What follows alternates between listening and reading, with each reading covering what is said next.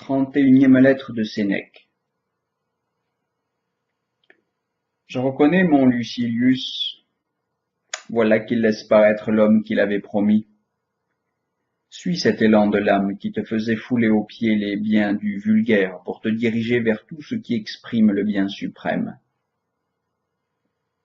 Je ne te souhaite ni plus grand ni meilleur que tu ne travaillais à l'être. Ton plan de réforme portait sur de larges bases. Ne dépasse pas dans l'exécution l'effort que tu t'es prescrit. Les principes que tu portais dans ta conscience, mets-les en œuvre. Bref, pour être un sage, il te reste à boucher tes oreilles. Mais ne te contente pas de les enduire de cire. Il y faut un tampon plus solide que ce qui servit, raconte-t-on, à Ulysse pour son équipage. La voix redoutée était caressante, mais n'était pas celle de tout un peuple. La voix à redouter vient retentir autour de nous non d'un simple écueil, mais de tous les points de la terre. Ce n'est donc pas seulement un rivage suspect pour ces voluptés perfides que tu as à doubler, c'est toutes les villes. Montre-toi sourd aux paroles de ceux qui t'aiment le plus.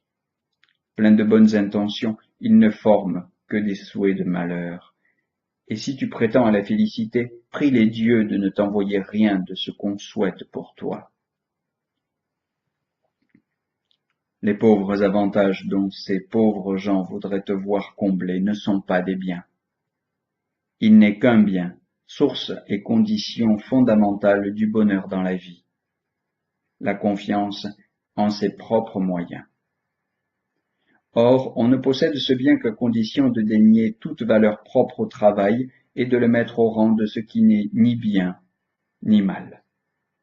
En effet, une seule et même chose ne saurait être tour à tour bien et mal, tantôt légère et supportable, tantôt terrible à envisager.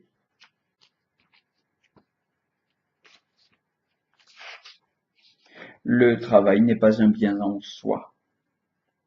Qu'est-ce donc le bien? L'indifférence pour le travail en tant que travail. Je suis donc disposé à condamner toute activité vaine.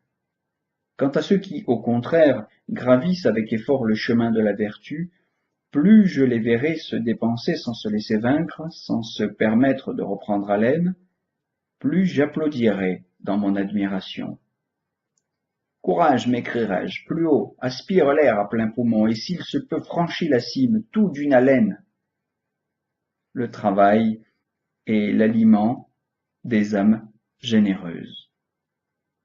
Ainsi tu aurais tort de chercher, dans le vœu que tes parents firent jadis pour toi, la formule de tes ambitions et de tes souhaits. Pour tout dire, un homme qui a passé par les plus hauts emplois ne s'honorerait pas en continuant à fatiguer les dieux de ses prières. À quoi bon des vœux? Fais-toi heureux toi-même. Tu le seras si tu reconnais que le bien, c'est ce qui est pénétré de vertu, le mal, ce à quoi le vice est mêlé.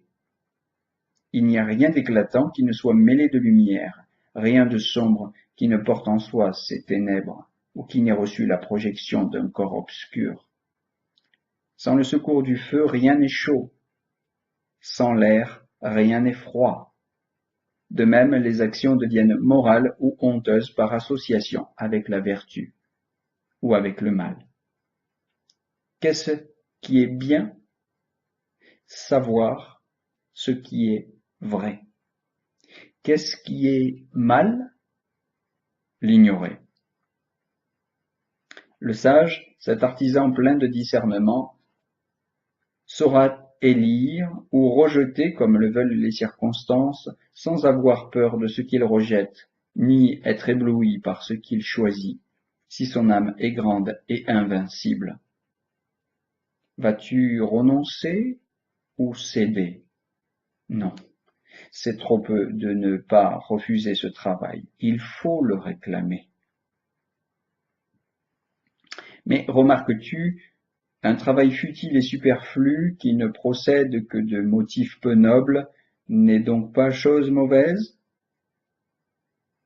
Eh bien non. pas plus que le travail consacré à de nobles objets, parce qu'il représente précisément la patience de l'âme qui s'entraîne aux âpres et difficiles entreprises, en se disant « Pourquoi languir ?» On ne craint pas la sueur quand on est un homme. À l'application au travail doit se joindre, pour que la vertu soit parfaite, une égalité, une continuité, une totale harmonie d'existence. Idéal impossible à atteindre sans la science et sans la connaissance des choses humaines et des choses divines. C'est là le souverain bien. Si tu t'y installes, tu n'es plus le suppliant des dieux, tu es leur père. Mais comment parvenir si haut, demandes-tu? La route ne passe pas par les Alpes Pennines et les Alpes Grées ou par les solitudes de Candavi.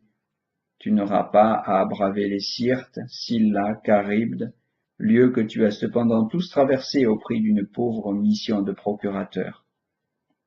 Le chemin est sûr, et il est charmant, et la nature t'a muni de ce qu'il faut. Oui, elle t'a pourvu de ses dons, garde-les fidèlement. Ils te porteront si haut que tu seras à égalité avec le Dieu. Mais ce n'est pas l'argent qui fera de toi l'égal d'un Dieu. Le Dieu n'a rien, ni la toge de magistrat, le Dieu est nu. Ni la réputation, ni toute une mise en scène autour de ta personne, la connaissance de ton nom propagée parmi les peuples. Nul ne connaît le Dieu. Beaucoup jugent mal de lui, et impunément. Ce n'est pas cette bande d'esclaves qui transporte ta litière par la ville et dans tes voyages. Le Dieu souverainement grand et souverainement puissant est lui-même le support de cet univers. Ne compte pas non plus sur la beauté et sur la force pour faire de toi un être heureux.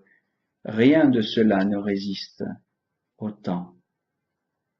Cherchons quelque chose qui ne se détériore pas de jour en jour et à quoi rien ne puisse faire obstacle.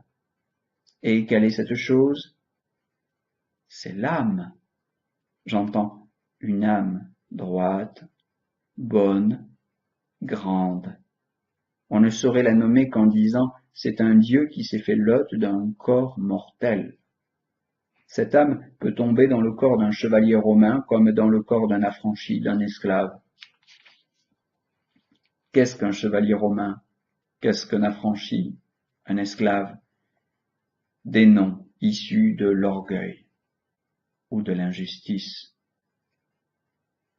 Du plus humble logis, on peut s'élancer jusqu'au ciel. Debout donc, debout.